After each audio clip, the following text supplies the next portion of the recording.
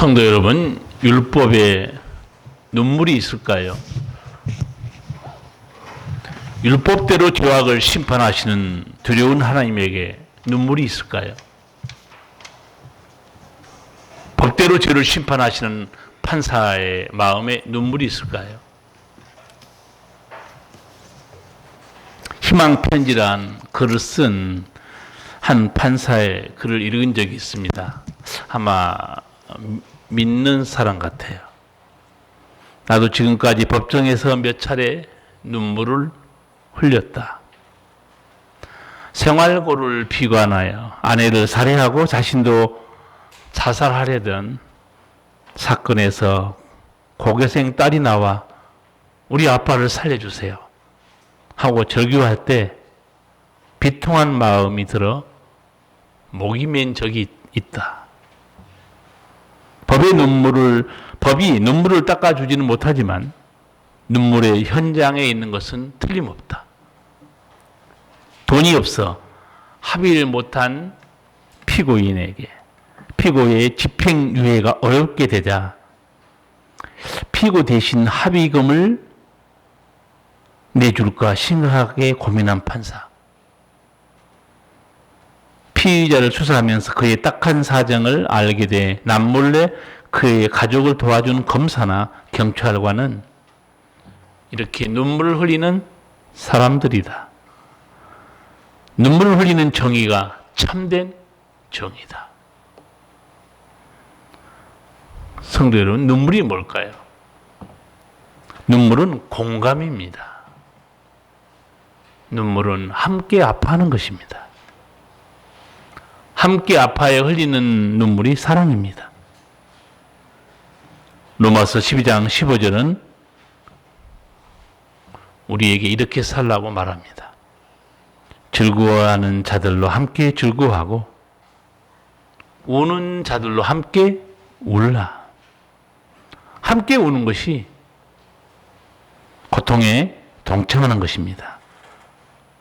왜 하나님은 우는 자들로 함께 울라고 했을까요?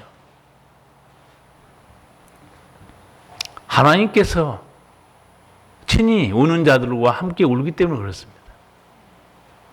예수님께서 함께 울기 때문에 그런 거예요. 성령께서 우는 자들과 함께 탄식하며 울고 위로하고 힘주기 때문에 그렇습니다. 함께 운다는 것은 함께 아파하는 것이에요. 성도 여러분, 예수님의 눈물을 기억하십니까? 예수님께 사랑하는 친구 나사로가 병들었으니 빨리 오라는 여동생들의 전가를 받았어요. 거리도 너무 멀고 걸어와 보니까 이미 나사로는 세상을 떠나고 말았습니다. 여동생 마리아가 원망하면서 이렇게 말했습니다. 주께서 여기 계셨더라면 우리 오라비가 죽지 않았을 텐데. 그게 우리 인간의 마음이죠. 목숨이 그래도 붙어 있어야 살든가 고치든가. 죽었어요. 아마 이 나사로 살리는 사건 보고 여동생도 놀랐을 거예요. 우리 주님이 죽은 자를 살리시다니. 원망하면서 울었어요. 그 우니까 내 동네 사람들도 같이 문상 와서 유대인도 함께 울었어요. 그 모습을 예수님이 보고 있었습니다. 제가 성경을 자세히 읽어보니까 왜 믿음이 없느냐 이렇게 예수님이 책망하지 않았어요. 책망한 기록은 없습니다. 이렇게 돼 있어요. 예수님께서 그 우는 걸 보고 심령의 통분히 여기시고 민망히 여기셨다 이렇게 돼 있어요.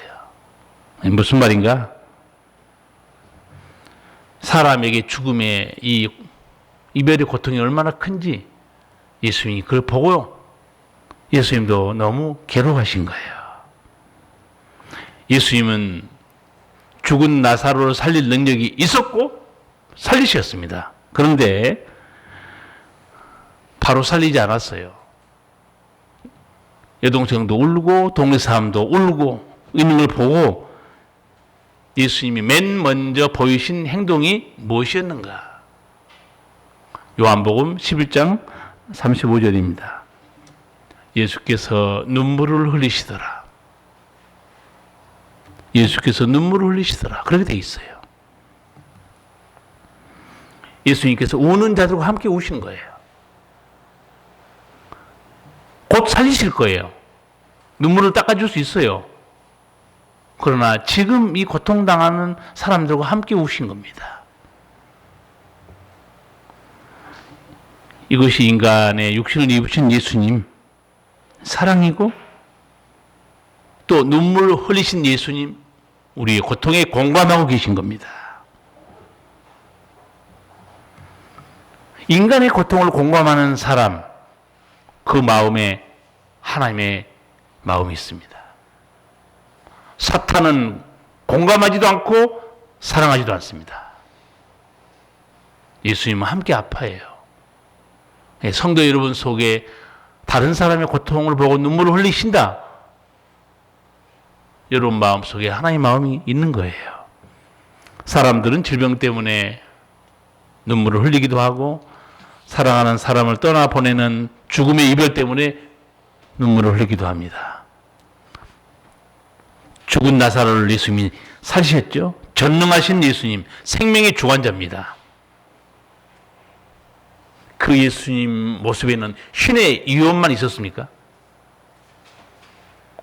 전능하신 거룩함만 있었습니까?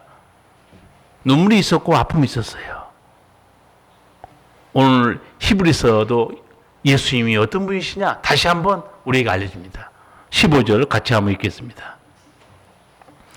우리에게 있는 대제사장은 우리 연약함을 체휼하지 아니하는 자가 아니요 모든 일에 우리와 한결같이 시험을 받은 자로되 죄는 없으시니라. 아멘. 예수님은 누구신가? 죄가 없으신, 흠이 없으신 거룩하신 대제사장이에요.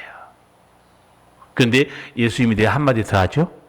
우리 연약함을 체휼하지 아니하는 자가 아니요.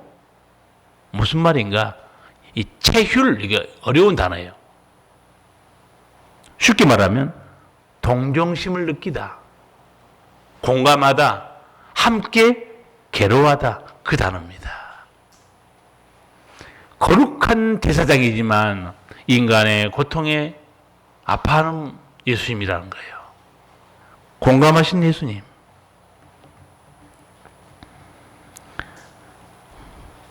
그런데 그 예수님은 우리 인간의 고통을 아파만 하고 괴로워하시는 분만 아니에요. 고통에서 끌어내십니다. 치유하시고 살리세요. 구원하십니다. 죽은 나사로를 살리신 놀라우신 생명의 주인이셨지만 인간의 눈물에 함께 눈물을 흘리시고 아파하신 분입니다. 왜 인간의 고통을 주님이 이렇게 깊이 다 이해하고 계시는가?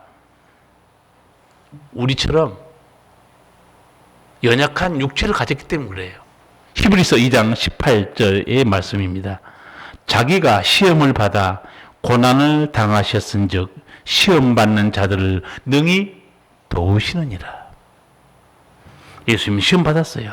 그리고 연약한 육신을 입고 있었어요. 여러분, 이렇게 놀라우신 예수님, 죽은 자도 살리시고 귀신과 마귀도 쫓아내시고 바다도 잔잔케 하신 능력의 주님, 고통이 없었습니까? 가난 때문에 얼마나 힘들었습니까? 성전세를 낼 돈이 없는 거예요. 그래서 예수님이 베드로에게 너 낚시해라. 낚시하면 첫 번째 걸려 나오는 그 물고기 입에 한 세켈이 있을 것이다. 성전세가 반 세켈이니까 너하고 나하고 나눠서 내자. 돈이 없으신 거죠. 전도에 너무 강행군하다가 나중에 배 타고 가다가 주무시게 돼요. 정처 없이 전도하는데 예수님의 그 권세와 능력을 본 사람들이 예수님 따라오려고 그래요. 예수님이 한마디 하죠. 여우도 굴이 있고 공중의 새도 거처가 있으되 인자는 머리 둘 곳이 없다. 내를 따르는 길은 고난이고 가난이고 어려운 길이다. 뭘 보고 따르려고 그러느냐. 착각하지 말라는 거야. 여러분 거처 있습니까? 집이 다 있잖아. 왜 가만히 있어? 없는 것처럼. 있는데 왜 죽는 소리를 하시냐고. 예수님보다 부자예요. 그렇지 않습니까? 나는 머리 둘 곳이 없다는 거예요. 그러니까 이제 뭐 집에 대해서 불평한 사람은 어떻게 해야 되겠어요? 여러분이 알아서 하세요. 입을 찢든가 뿅망치로 치든가. 우리는 주님보다 훨씬 부자합니다. 예수님이 권능이 있었기 때문에 아무 시험도 없었을까요? 마태복음 4장 우리가 똑같이 시험 받습니다. 굶주림을 통한 시험, 교만에 대한 시험, 죄와 타협하는 시험, 욕망대로 살고자 하는 시험, 권능을 휘둘리고 싶은 시험, 십자가의 육체의 고통을 피하고 싶은 시험,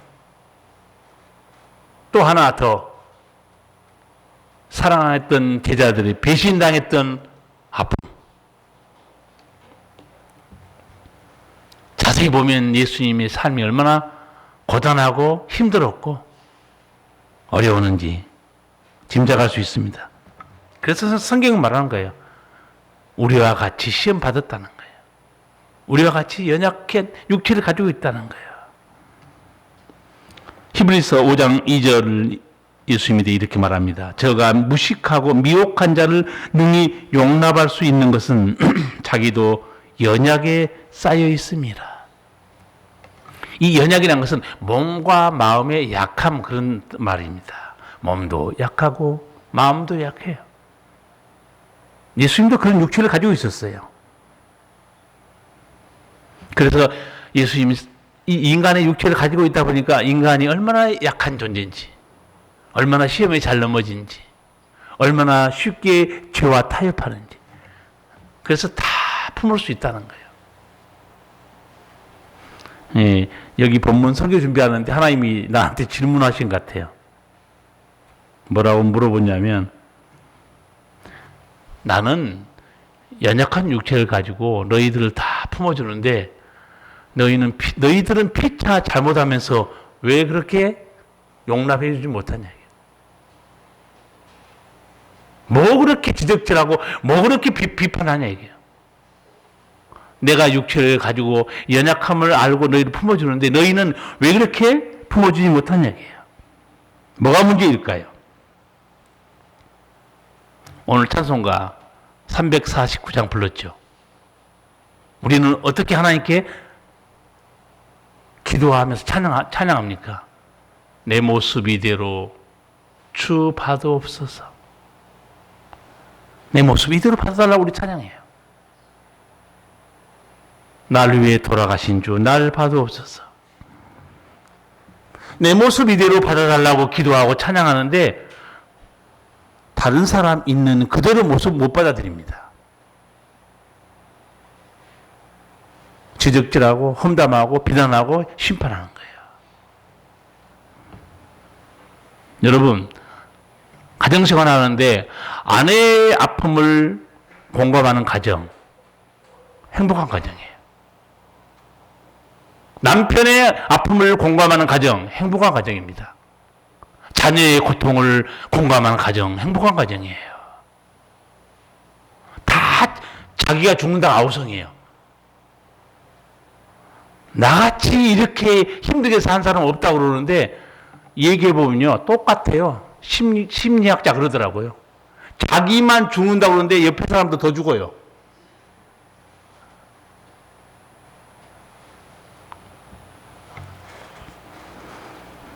예수님 이 땅에 오셔서 정말 이 칼을 뽑을 때 칼을 뽑지 않습니다. 불쌍히 여겨줘요. 예수님이 이 땅에 오셔서 유대인들에게 복음 많이 전했잖아요. 거역하고 안 돌아옵니다. 예수님 내다보고 있었어요. 아, 얼마 있으면 그 죄로 나라가 망하겠구나. 내다보신 예수님, 그래 내가 뭐라고 그랬어? 나를 믿으라고 그랬지. 그래서 너희들은 죽는 거야. 그렇게 하지 않으시고 누가복음 19장 보면 이렇게 돼 있어요. 41절 이하입니다. 예수께서 예루살렘 가까이 오셔서 그 도시를 보시고 눈물을 흘리시며 이렇게 말씀하셨다. 오늘 내가 평화의 길을 알았더라면 얼마나 좋았겠느냐. 그러나 지금 너는 그 길을 보지 못하는구나. 이제 내 원수들이 돌아가며 진을 쳐서 너를 애워싸고 사방에서 쳐들어와 너를 쳐부수고 너희 성 안에 있는 사는 백성을 모조리 짓밟아 버릴 것이다. 이것은 하나님께서 너를 구원하러 오신 때를 내가 알지 못하기 때문이다. 거역하고 핍박하고 대적한 그 죄악에 대해서 마땅한 심판이라고 말씀하지 않고 예수님이 눈물을 흘리신 거예요. 안타까워 불쌍하다는 거예요. 내가 평화에 관한 일을 알았으면 좋을 뻔했거니와 내가 평화를 주로 아는데 왜 나를 거역했냐 그 말이에요. 예수님이 말씀하신 대로 결국 그 예루살렘은 로마 디도 장군에 의해서 처절하게 함락되고 불타버립니다. 우리는 보면 항상 겉모습만 봐요. 예수님과 제자들이 이렇게 예루살렘 거리 지나가다가 화려한 성경과 성벽 보면서 예수님께 자랑하죠. 제자들이. 주여, 이 건물 보십시오. 얼마나 으리으리하고 웅장하고 아름답습니까? 그때 예수님께서 누가 지었는지 참 잘 지었구나. 그렇게 말씀했어요. 혹시 뭐라고 예수님 말씀한 거 기억나십니까? 내가 이 건물들을 보느냐? 돌 하나도 돌 위에 남기지 않고 다 무너뜨리워질 것이다. 예수님이 보는 거는요, 겉모습이 아니에요. 목사, 장로, 안수집사, 권사 아주 열심히 대단해요. 겉모습 보지 마세요. 속에 썩은 사람들이 얼마나 많은지 모릅니다. 부정직하고 더럽고 위선적이고 하나님만 아시는 거예요. 하나님 앞에서 스스로 자신을 성찰하고 살피지 않는 성도 수십 년 믿어보세요. 잘못하면 쭉쭉이 됩니다. 예수님은 겉모습 보지 않았습니다. 왜 무너진다고 예수님 말씀했을까요? 그 성에 사는 사람들 죄악을 보신 겁니다. 하나님의 심판을 보신 거예요.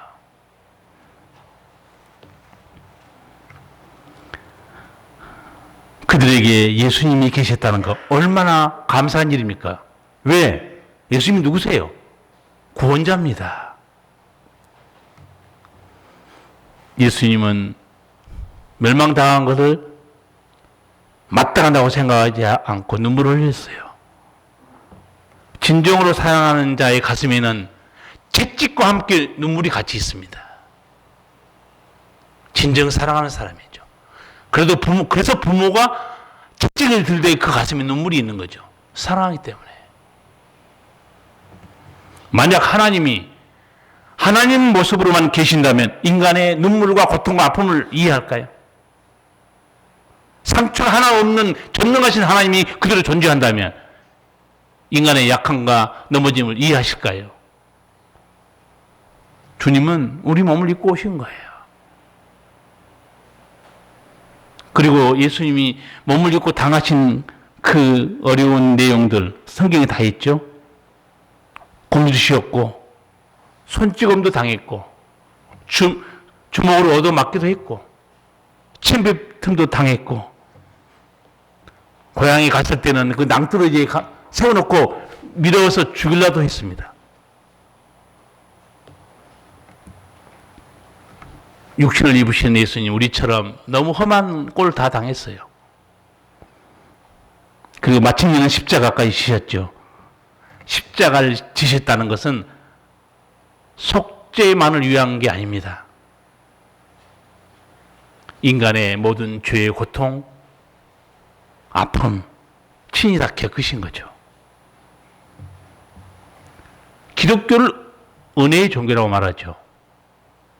왜? 하나님이 은혜의 하나님이기 때문에. 그리고 공의를 여기시고 불쌍히 여기기 때문에. 하나 물어볼게요, 그러면. 공율이 먼저일까요? 은혜가 먼저일까요? 3초 시간 다시 드리겠습니다. 정신이 몽롱한 사람들 히터를 꺼야 돼요. 너무 더우면 또 잠만 와요. 공율이 먼저일까요? 은혜가 먼저일까요? 괜찮아요. 틀어도 괜찮아. 이거 시험 점수 안 나와요. 공율이 먼저입니다. 왜 그런 줄 아세요? 불쌍히 여기기 때문에 은혜를 베풀어 준 거예요. 불쌍히 여기기 때문에 은혜를 베풀어 준 겁니다. 우리 모두 이렇게 참 부끄러운 죄인들이 오늘 이 자리에 나와서 찬송도 하고 하나님의 말씀도 들으면서 은혜도 받고 아버지의 사랑도 깨닫고 예수님을 깊이 알아가는 거 다 불쌍히 여기신 거예요. 아까 제가 처음에 서두에 물었죠. 율법대로 심판한 두려운 하나님 가슴에 눈물이 있을까요? 물어봤어요. 눈물이 많습니다. 하나님. 예수님이 우신 건 하나님이 우신 거죠. 하나님께서 가난한 사람들을 먹고 사는 게 얼마나 힘든지 너무너무 잘 알고 있어요. 뭘 보면 알 수 있느냐? 추수하는 거 보면 알 수 있습니다. 레위기 23장 22절 보면 너희 땅에 곡물을 벨 때 밭 모퉁이까지 다 베지 말며 떨어진 것을 줍지 말고 너는 그것을 가난한 자와 객을 위하여 버려두라. 나는 너희 하나님 여호와니라. 추수할 때 밭 모퉁이는 베지 말라는 거예요. 왜? 그거라도 거둬서 먹고 살아야 될 어려운 사람이 있다는 거예요. 자, 여러분도 이삭 죽기 종종 다니시죠? 내가 보기에는 재미로 한 것 같아요. 굶어 주는 건 아닌 것 같고. 인삼밭 탁 지나갔는데 인삼밭에 그래도 남은 게 있을 거야. 죽는 사람들. 정말 가난한 사람들 밭에 나왔다가 보니까 저 모퉁이에 미리 그냥 뿌리가 가득가득 있어요. 그걸 쳐다본 순간 가난한 사람들이 웬 형제냐, 웬 떡이냐고 추수하겠죠. 웬 떡이겠뇨. 하나님의 명령이었어요. 아버지의 사랑이었어요. 웬 떡이 어디 있습니까? 아버지가 그렇게 하라는 거예요. 가난한 사람, 고통 돌아보는 겁니다. 함께하고 있어요. 신명기 24장 19절에도 같은 말씀이 있는데 모세는 거기서 하나님의 은총을 약속한 말씀까지 합니다. 네가 밭에서 곡식을 빌 때 그 한 무술 밭에 잊어버렸거든. 다시 가서 취하지 말고 객과 고아와 과부를 위하여 버려두라. 그리하면 네 하나님 여호와께서 네 손으로 하는 범사의 복을 내리시리라. 아멘. 모세는 거기다 하나님의 복까지 약속한 걸 다시 알려줘요. 너가 그렇게 하면 하나님이 범사에 너 하는 모든 일에 하나님 복을 내려주신다는 거예요. 우리 아버지는 저 높은 곳에 위대하시고 전능하신 신으로 멀리 계신 하나님이 아니에요. 가난한 자가 혹시 먹을 게 없을까 봐서 그걸 챙겨주고 있어요. 모퉁이는 다 추수하지 마라. 혹시 곡식단 입고 갔으면 이거 깜빡 잊어버렸네. 이건 왜 난리하고 띄워주지 말라는 거예요. 가난한 자가 와서 곡식단을 보고 우리 하나님 아버지께서 우리를 위해 남기셨구나 깨닫게 된다는 거예요. 근데 예수 믿고 나면요 이런 거에 대해서 눈치가 좀 빨라야 돼요. 뭐냐? 생각지도 않은 여러 가지 도움의 손길들이 나도 모르게 여기저기서 내게 다가올 때가 있어요. 야, 요새 일이 잘 풀려? 그렇게 말하면 안 됩니다. 섬세하신 하나님, 세밀하게 도우신 하나님. 저도 대학 다니면서 등록금이 없어가지고 등록금이 없는 거 아니에요. 보니까 제가 믿음이 없었던 거예요. 입학을 시키신 하나님 기적같이 졸업 안 시키겠어요? 돈이 없는 게 아니라 내가 믿음이 없었던 거예요. 그래서 얼마나 믿음이 없어서 4학년 2학기 되니까 이제는 졸업할 수 있겠다. 한 학기가 어떻게 하든지 내겠지.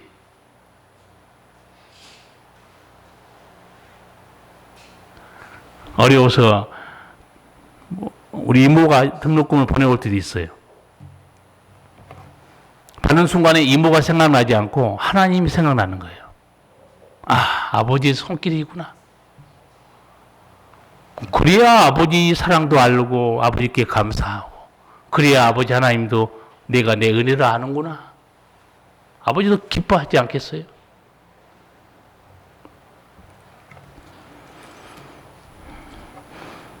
여러분, 사람들은요 정말 비판하기 좋아해요. 그리고 지적질하기 좋아해요. 흠이나 실수를 넘어가지 않습니다. 예를 들게요. 욥기서를 보면 알 수 있습니다. 욥의 세 친구 어떻게 했습니까? 사실은 욥은 자기 죄로 자식을 잃은 것도 아니고 불신앙으로 재물 잃은 것도 아니에요. 이미 하나님께서 욥에게 하신 말씀이 있고 욥은 이미 백점 받은 사람이에요. 욥의 고난이 훈련시키려고 하는 고난이었다. 대단한 착각이에요.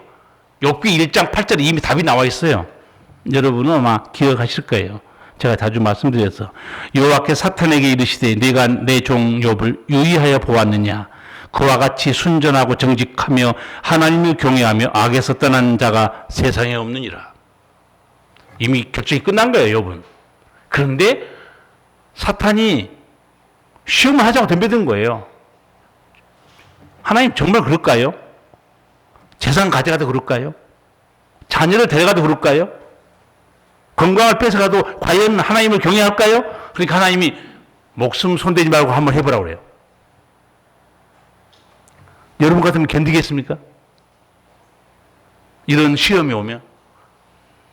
여러분한테 이 시험 안 와요. 여러분 죽어요 하면 아무나 이런 시험 안 해요. 하나님께서. 우리는 지레 죽어버려요. 하기도 전에. 욥은 보통의 믿음의 사람이 아니에요. 재산 잃고 자식 잃고 그렇게 되니까 어떻게 해요? 병도 얻었고 마누라 안 떠나버립니다. 버리고. 그때 친구들이 와요. 새 친구. 기가 막혀서 말을 못하고 있다가 엘리바스가 뭐라고 말하는 줄 아세요? 생각하여 보라. 죄 없이 망한 자가 누구인가? 정직한 자의 끊어짐이 어디 있는가? 내가 보건대 악을 밭갈고 독을 뿌리는 자는 그대로 거두나니. 상처에 소금 뿌린 얘기합니다. 생각해봐. 죄 없이 망한 사람 봤어? 내가 이렇게 망한 것은 너는 알지. 하나님도 알 거야. 무슨 죄가 있는지. 그래서 사람들이 오해하는 유명한 문구가 있습니다. 내 시작은 미약하였으나 내 나중은 창대하게 되리라. 이거 개업집에 주는 문구가 아니에요. 내가 이제라도 죄를 회개하면 이 밑바닥에서 다시 창대하게 된다 그 말이에요. 빌닷 이 친구도 한마디 거들죠. 하나님은 순전한 사람을 버리지 아니하시고 악한 자를 붙들어 주지 아니하시느니라. 너가 왜 이렇게 망해서 자식 잃어버리고 아내는 떠나고 병들고 재산 잃어버리고 내가 의인이면 하나님이 붙들어 주지 않았겠냐 이게야. 이렇게 망한 거 보니까 너는 순전한 사람이 아니었다는 거야. 지금까지 잘못 살았다는 거야, 인생을. 대단히 착각한 친구들이죠. 욥은 하나님 인정했어요. 순전하고 하나님을 경외하고 악에서 떠난 사람 세상에 없다는 거예요. 뭘 알지도 못하면서 지적질하고 있어요. 이걸 보면서 이게 우리의 모습이에요. 예수님은 어떻게 했어요? 함께 울었어요. 울고 끝난 것은 우리지만 예수님은 울고 끝나지 않습니다. 살리시고 고치셔버려요. 얼마나 좋으신 예수님 우리에게 계신 겁니까? 오늘 예수님을 잘 생각을 하는 거예요. 저는 예수님께서 너가 죄 때문에 그렇게 또 넘어졌구나. 그렇게 불쌍히 여긴 사건이 성경에 너무 많아요. 제가 예수님의 눈물에 대해서 설교하다 보면서 찾아보니까 간음한 여인, 그게 무슨 사건인 줄 아세요? 한마디로 이런 겁니다. 유명한 말로 예수님 하셨지만 내가 죄 때문에 음욕을 이기지 못하고 또 이렇게 넘어졌구나. 불쌍히 여겨준 거예요. 근데 사람들은 어떻게 해요? 돈 들고 옵니다. 예수님 하지 말라고 그랬는데, 비판하지 말라고 했는데 또 돈 들고 와요. 그 사람들이 한마디 하죠. 그 유명한 말씀. 너희 중에 죄 없는 자가 먼저 돌로 쳐라. 아무도 못 칩니다. 여자만 남았어요. 여자에게도 한마디 하죠. 여자여, 너를 고소하던 그들이 어디 있느냐? 너를 정죄한 자가 없느냐? 대답하되 주여 없나이다. 예수께서 가라사대 나도 너를 정죄하지 아니하노니 가서 다시는 죄를 범하지 말라. 보세요. 이게 무슨 내용입니까, 이게? 죄를 이기지 못하고 음욕에 떨어지고 불륜을 저지르는 그 모습을 불쌍히 여기신 거예요.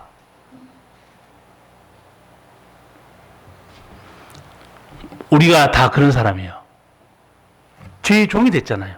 죄를 이기지 못해서 알면서도 또 욕하고 알면서도 또 험담하고 알면서도 또 미워하고 알면서도 도둑질하고 알면서도 더러운 짓거리 합니다. 그런데 예수님이 본인이 내가 인간의 육신을 입어보니 얼마나 연약한지 알고 있다는 거예요. 이게 우리를 살리는 은혜예요.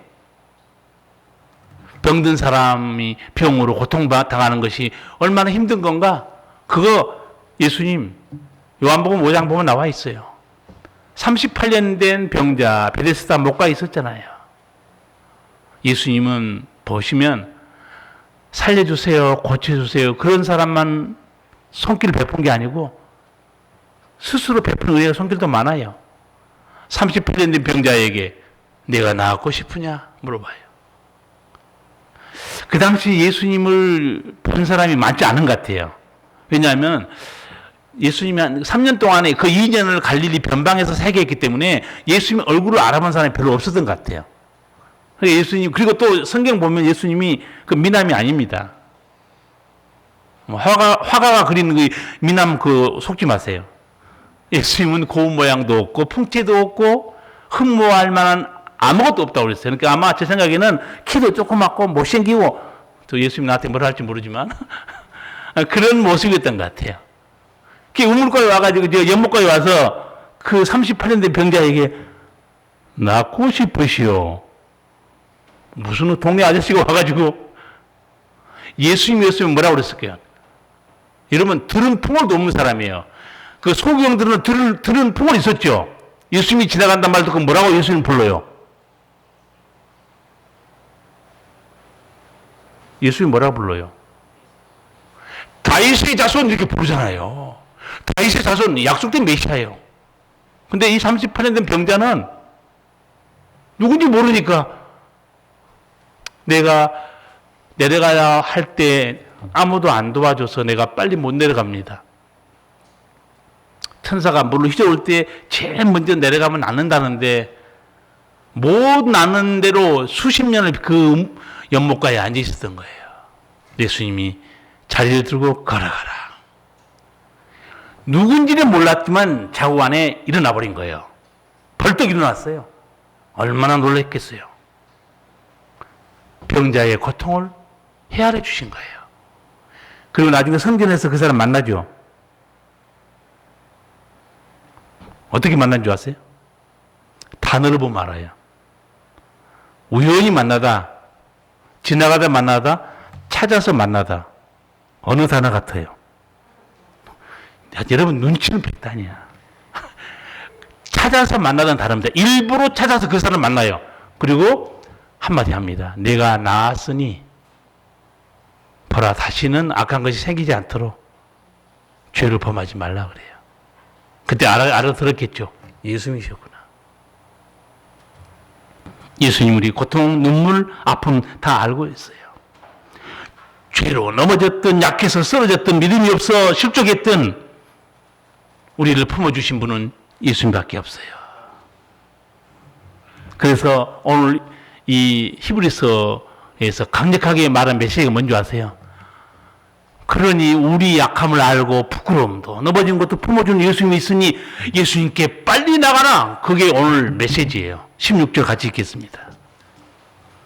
그러므로 우리가 공의하심을 받고 때를 따라 돕는 은혜를 얻기 위하여 은혜의 보좌 앞에 담대히 나갈 것이니라. 아멘. 얼마나 위로와 능력의 말씀입니까? 우리를 공의로 여기신 예수님이 계시다는 거예요. 부끄럽고 나약하고 더러운 것도 품어주는 예수님이 있으니까 빨리 그리 나가라는 거예요. 여기 담대히 나가라. 왜 담대히 나가라는 말을 했겠습니까? 구약시대 지성소에 들어갈 수 있는 분은 대제사장 한 사람밖에 없어요. 감히 하나님의 존재를 못 나가요. 이제는 예수님이 십자가에서 돌아가시면 휘장이 찢어졌잖아요. 누구든지 지성소에 들어갈 수 있습니다. 그 은혜의 보좌 앞에 나가라는 거예요. 두려워하지 말라, 부끄러워하지 말라. 때를 따라 돕는 은혜가 있다고 그래요. 아, 이게 보통 은혜로운 말씀이 아니에요. 때를 따라 돕는 은혜. 이 때가 무슨 때인가? 우리말로 보면 이게 무슨 때인지 모릅니다. 근데 헬라어로 보면 알 수 있어요. 이 때라는 단어가 어떤 때인지. 좋은 이 단어와 하나님이 정해진 시간, 이 단어가 합쳐져 있어요. 그러면 이 때가 어느 때입니까? 하나님이 정해진 좋은 은혜 베푸신 시간이 있다는 거예요.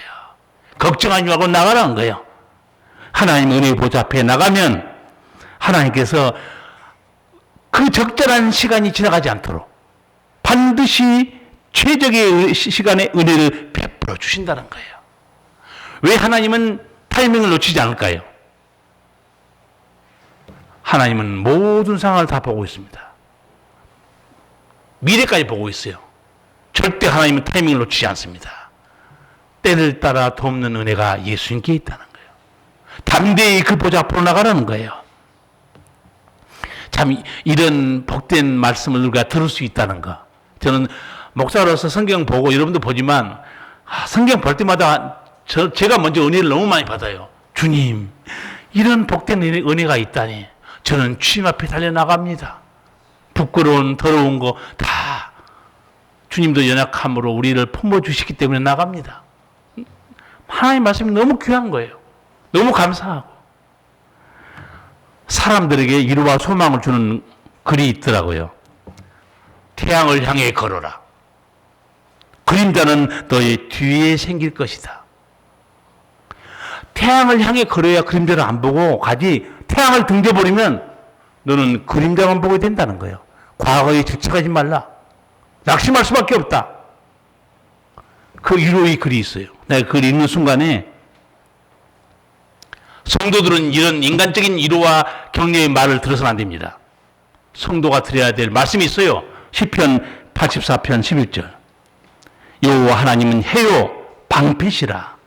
여호와께서 은혜와 영화를 주시고 정직히 행하는 자에게 좋은 것을 아끼지 아니하실 것임이니이다.